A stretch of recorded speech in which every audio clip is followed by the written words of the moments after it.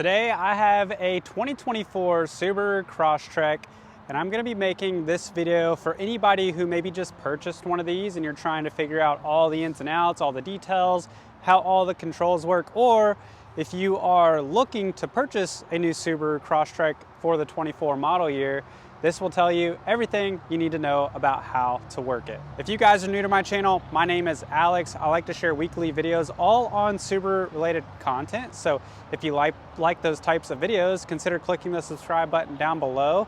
Leave questions below with any questions you have, and I will do my best to answer those for you. Also, if you guys get value out of today's video and learn something new, please remember to click the like button. That really helps me out a ton, and I would really appreciate it. So this is a 2024 Subaru Crosstrek, and we're looking at the premium trim today. This is kind of a mid trim level. It's not the lowest base trim, and it's not the highest, which is the limited trim. But for the purposes of just knowing the ins and outs and some of the basic details and controls on the Crosstrek, this video will help you no matter which 2024 Subaru Crosstrek that you have.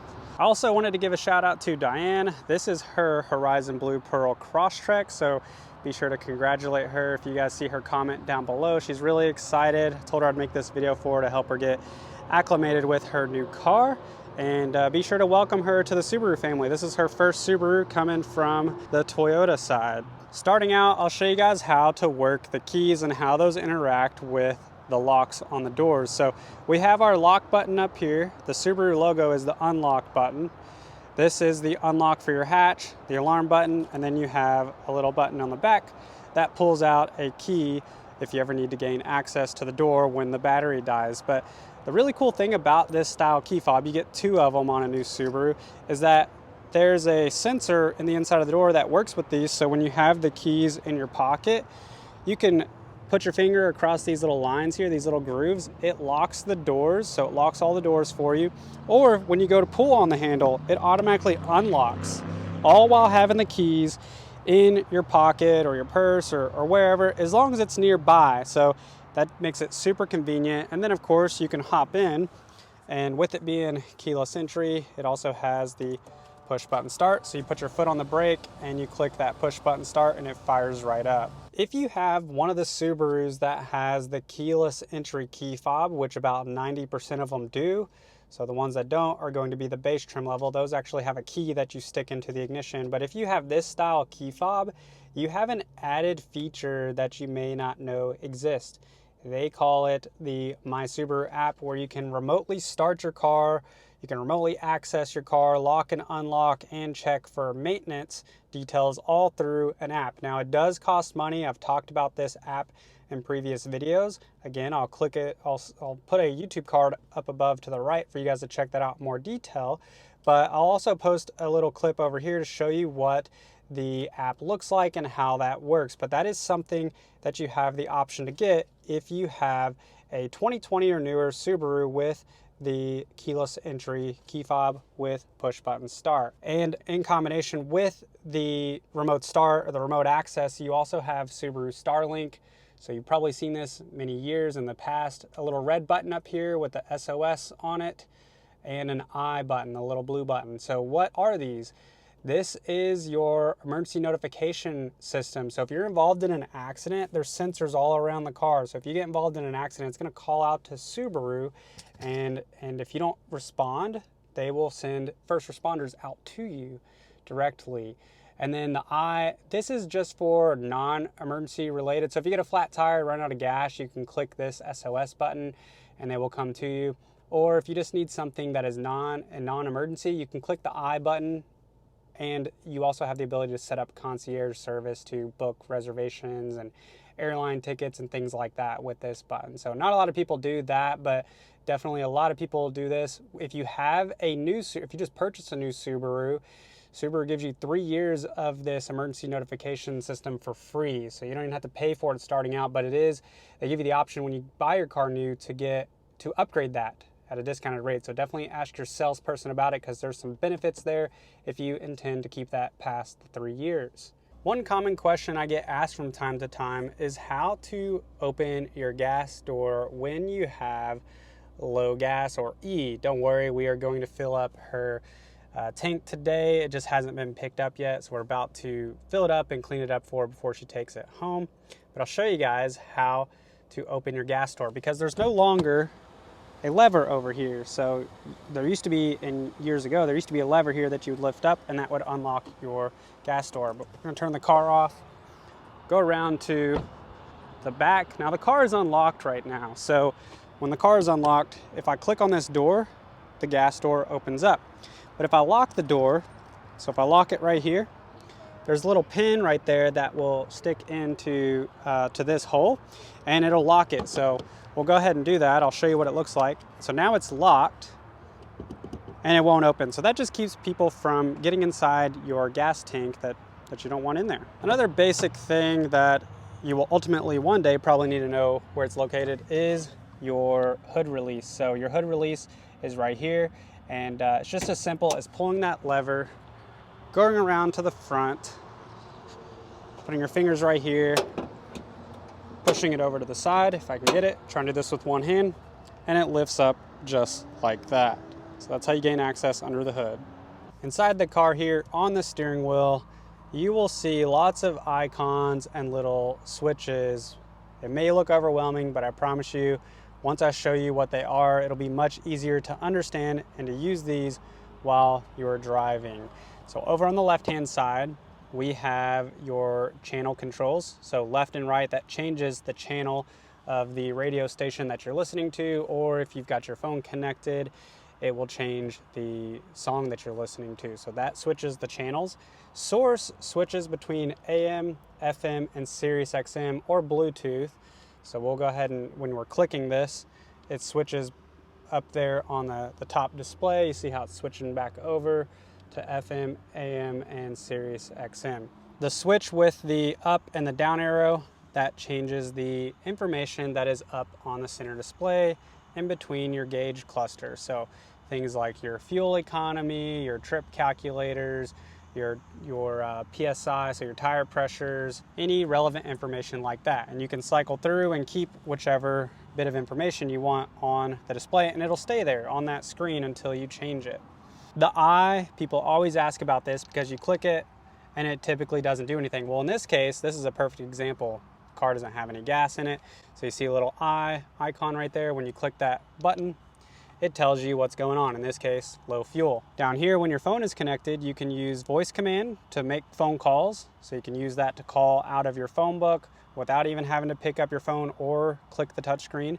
And then when you do get calls, you can answer with this button or hang up with that button down below. You can also mute the volume with that button.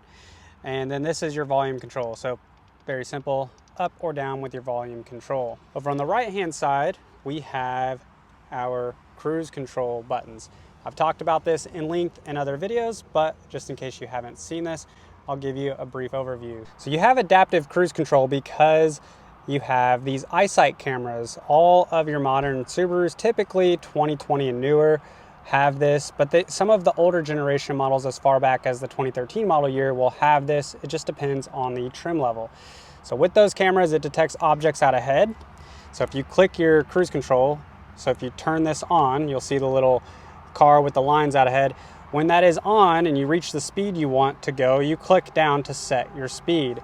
And if a car comes in front of you and they start slowing down, your car will adjust speed and kind of just pace behind the car out ahead, keeping you at a safe distance. And you can change the distance between your car and the car out ahead with the up and down arrow here. So right now it's at 4 lines, which is the furthest distance, the furthest gap between you and the car out ahead. But if you want to decrease that gap, you click the down arrow here. Or if you want to increase it back up, you can increase it up to 2, 3, or even back up to 4. You also have this lane centering. So this is a little steering wheel icon right there that tells you it's ready. It also works with those cameras, looks for lane markings on the left and the right side of the road. When that is on, it will use your power steering, keeping you centered in your lane. You'll feel that kind of tug, that tightness in the steering wheel. You have full control over the car at all times, so it's not driving for you. Still requires you to have your hands on the wheel. If you take your hands off the wheel, the car will definitely detect that and remind you to put them back on. So it's just an added safety feature when you are mainly driving on straightaways or traveling on the highway. But you can simply turn that on and off with this. If your cruise control is on and you want to turn it off, you can tap that, or you tap the button, it deactivates just like it would in any other car. The S and the I button, this stands for sport mode and intelligent mode. So sport mode is going to have a little bit quicker acceleration, just changing your driving characteristics subtly. The I is going to be more economical, better on gas, and more gradual acceleration like that image depicts. You do have a trip calculator. There's a trip reset button up here on the top right. You'll see it switch between trip A and trip B right here. And if you want to clear that out back to 0, so this recalculates everything, including your average fuel economy up there, clears it back down to 0 by clicking and holding it like I just did there. On the right hand side, you have your wiper controls. If you pull on this, it dispenses the fluid. If you want to do the rear wiper, you twist that up just like this, and your rear wiper will go. And if you want to dispense the fluid, you twist and hold it, and that dispenses the fluid in the rear. On the left hand side, you have your lights. So you have your light controls over here where you can have them stay all the way on or have them automatically turn on. For brights, you can press this left stalk forward, that will turn your brights on. And then for your fog lights, you can switch that on just by switching it from off to on. Of course, that controls your blinkers as well. And for your caution lights or your hazard lights, you press that button there and that turns those on. I always get asked about this, and I have a whole video dedicated talking about it, but the minus and the plus levers over here. So what do those do? If you want to see more in-depth details on this, click on the YouTube card to the right. That will show you all you need to know about this. You may, truthfully, you may never use these, but it replaces the high and the low gear that used to be down here, or the 1, 2, and 3. It allows you to change your acceleration characteristics by putting the car in manual mode. So you can shift up or shift down with these. If you're going up a steep hill or in snow and you're stuck in a rut, you can change your driving characteristics a little bit. But if you are never in those situations, you may never need to use those. This touchscreen display is new for the 2024 model year. This was carried over from the Subaru Outback, which has been in the Outback since the 2020 model year. You have your radio controls and your climate controls all in one. You do have a couple physical buttons for volume and climate controls and changing the channel, things like that. I'll show you the basics here. So just like a smartphone, you have a home button here that always takes you back to your main screen, and then you have your apps laid out nice and neat for you. If you want to get to the radio real quick, you tap on radio and you can listen to AM, FM, or Sirius XM radio. I believe Subaru gives you a free trial of 3 or 4 months on that if you don't already have it. And then of course you can connect your phone to listen to music directly from your phone just by clicking this little add button down to the bottom right, or by plugging your phone into one of the USB inputs down here. You have USB-C, which is the fast charge port, and USB-A, which is your older traditional style USB input. You can plug your phone up and connect it either way.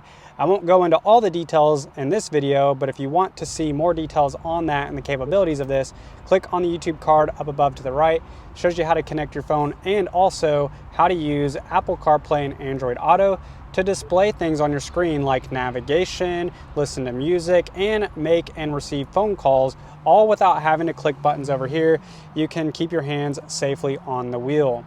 To connect your phone, it's pretty easy. You can do it one of two ways. You can take your charge cable, plug it into your phone, and then plug it in down in one of the USB inputs down here, or you can connect it by clicking on the little phone icon or device icon down below, add device, go to your Bluetooth settings in your smartphone, and it'll pop up and say Crosstrek. You click on that and connect it wirelessly.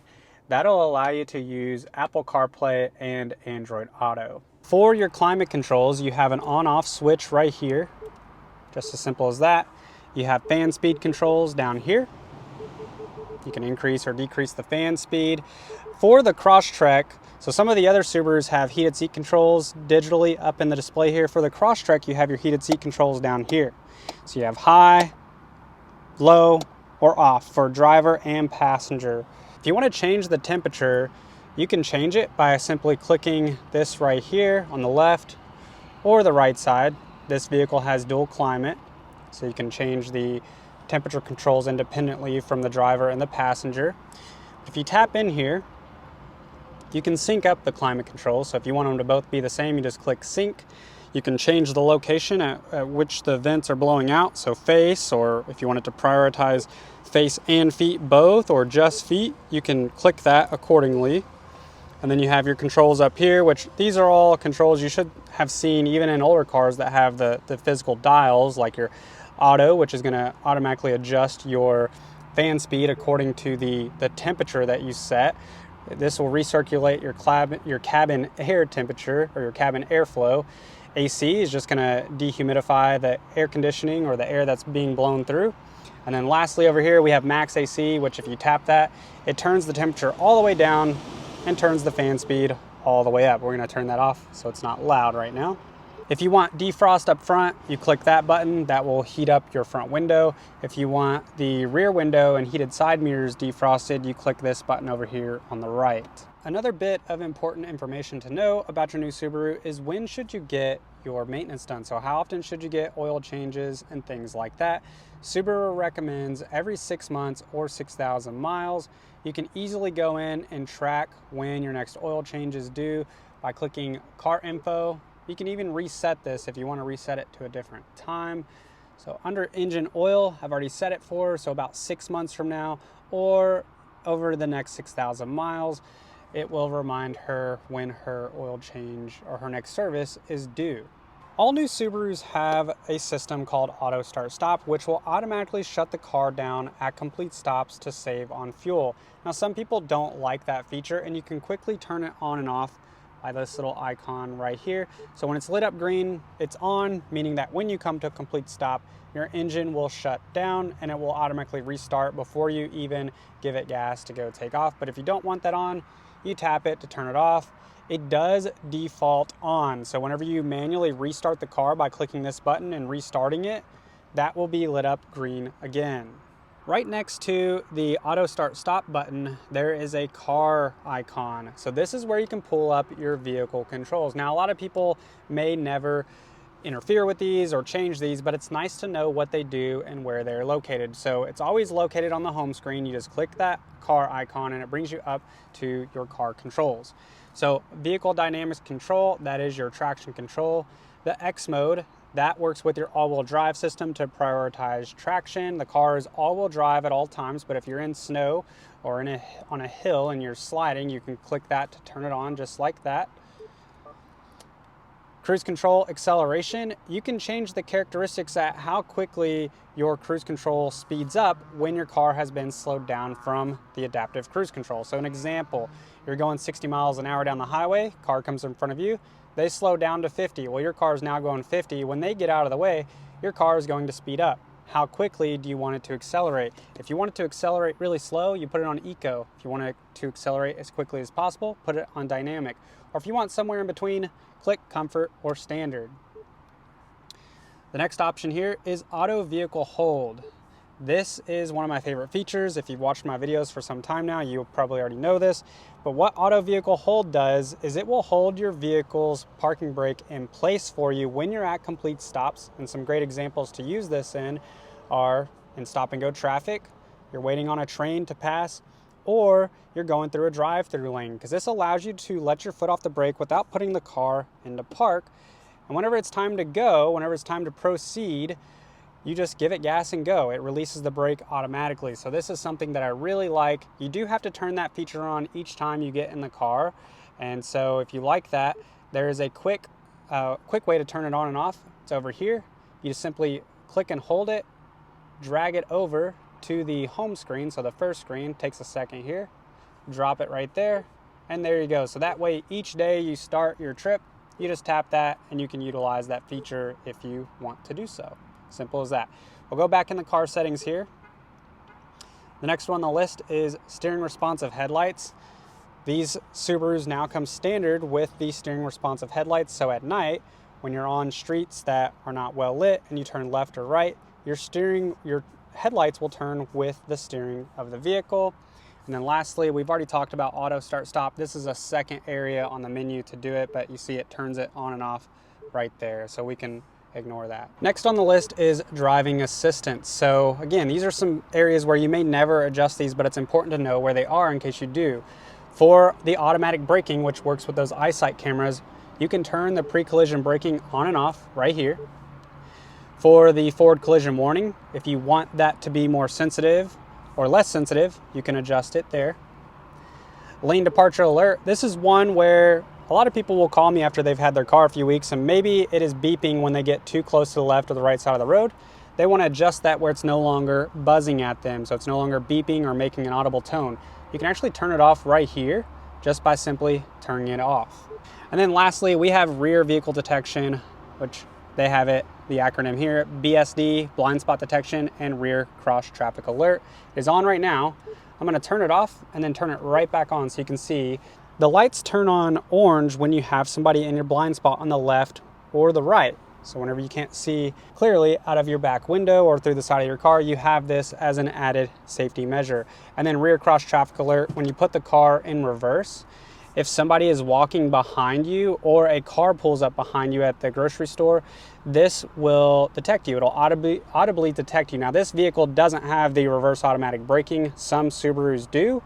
The Crosstrek Limited does, but the Premium does not. So if your car is equipped with that, it has an added level of safety features there. And that is how your blind spot and rear cross traffic alert works. Had to do a quick changeover to another Crosstrek because our detail shop just came to pick up Diane's Crosstrek to get it all cleaned up. So I'll finish telling you guys about the Crosstrek and the basic details that you need to know on your car on this one.